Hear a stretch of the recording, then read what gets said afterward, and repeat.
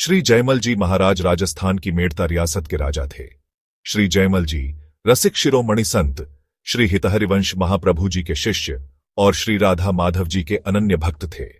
गुरुदेव श्री हरिवंश महाप्रभु द्वारा इनको प्रदान किया हुआ उपासना मंत्र तो श्री राधा कृष्ण मंत्र था, परंतु इनके आराध्य तो धनुषधारी श्री राम जी थे, चारभुजानाथ।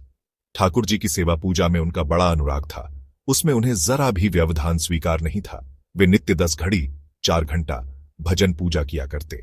पूजा के समय कोई कितनी भी महत्वपूर्ण राजकीय सूचना क्यों न हो, वे उसे नहीं सुनते थे और संदेश देने वाले एवं व्यवधान करने वाले को मृत्युदंड की शिक्षा थी। जयमल जी का एक भाई था।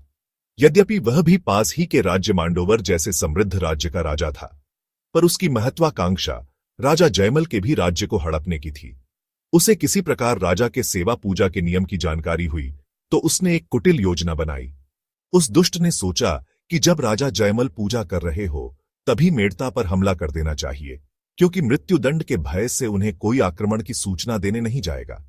ऐसा सोचकर उसने मेड़ता राज्य पर आक्रमण कर दिया। राज्य पर आए इस प्रकार के संकट को देखकर मंत्रियों ने विचार विमर्श करके राजमाता से निवेदन किया कि आप ही महाराज को सूचना देने में समर्थ हैं, क्योंकि आपके प्रति पूज्य भाव होने से राजा आपको कुछ नहीं कहेंगे। राजमाता ने जयमल जी को सूचना दी तो जयमल जी बोले, भगवान श्री राम सब भला ही करेंगे। श्री रघुनाथ जी ने सैनिक का वेश बनाया, एक हाथ में तलवार एक हाथ में भाला धारण किया, पीठ पर ढाल बांधी और राजा की घुड़साल में जाकर राजा की सवारी का अश्व खोल दिया। फिर उस पर सवार होकर अकेले ही युद्धभूमि पर चल पड़े। भगवान ने युद्धभूमि पर संपूर्ण सेना को गिरा दिया, प्राण किसी के नहीं लिए।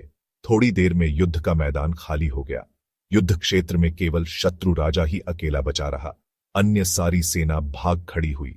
शत्रु भी मेरे भक्त जयमल जी का भाई है, यह सोचकर भगवान ने उसको नहीं मारा और उसे अपनी सुंदर छवि का दर्शन कराया, जिससे वह भाई की शत्रुता भूल गया। वह मूर्छित होकर भूमि पर गिर पड़ा। भगवान वापस लौट गए और घोड़े को अपने स्थान पर वापस बांध दिया। जयमल जी ने उसके पास जाकर पूछा, तुम्हारी यह दशा किसने की? उसने कहा, तुम्हारे तरफ से मात्र एक सांवला सिपाही घोड़े पर बैठकर आया था। उसने सारी सेना को युद्धभूमि पर घायल कर गिरा दिया।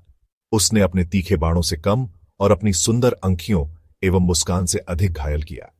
उसकी दृष्टि पड़ते ही मैं मूर्छित होकर गिर गया। आप एक बार मुझे उस सांवले सिपाही का दर्शन करा दो। आपको जो दंड देना है मुझे स्वीकार है।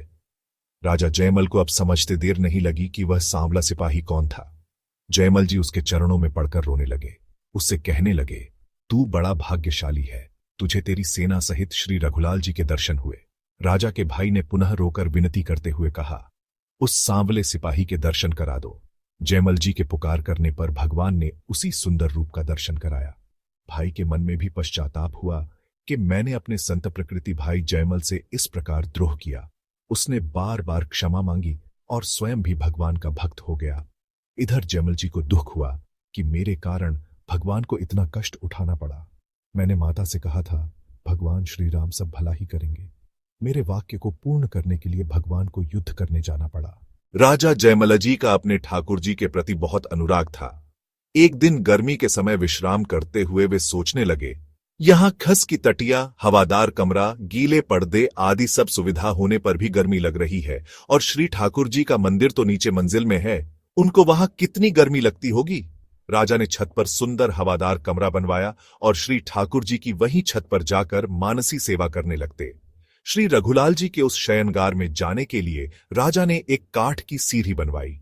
रात में राजा स्वयं ऊपर छत पर जाकर पुष्पादि से शैया की रचना करते एवं शयन भोग, इत्र, जलपान, तांबूल आदि सभी वस्तुएं यथास्थान रखकर नीचे उतर आते और सीढ़ी हटाकर अलग रख देते।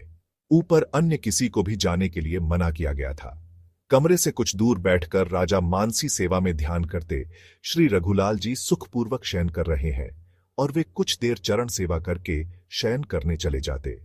राजा के इस रहस्य को रानी भी नहीं जानती थी।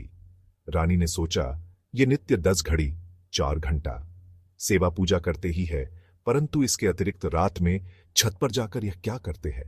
एक दिन रात में रानी ने सीढ़ी लगाई और ऊपर चढ़ गई।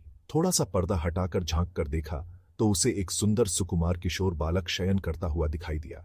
ऐसा सुंदर स्वरूप रानी ने कभी न देखा था। रानी पुनः चुपचाप उतर आई और सीढ़ी को यथास्थान रखकर महल में चली गई। प्रातःकाल आकर रानी ने अपने पतिदेव को सब बात सुनाई। राजा जयमल जी ने उसे फटकार कर कह दिया कि फिर कभी ऐसा नहीं करना। लाल जी की नींद में व्यवधान हो सकता है और मन ही मन यह जानकर प्रसन्न हुए कि इसके बढ़े भाग्य है जो इसे श्री लाल जी के दर्शन हो गए।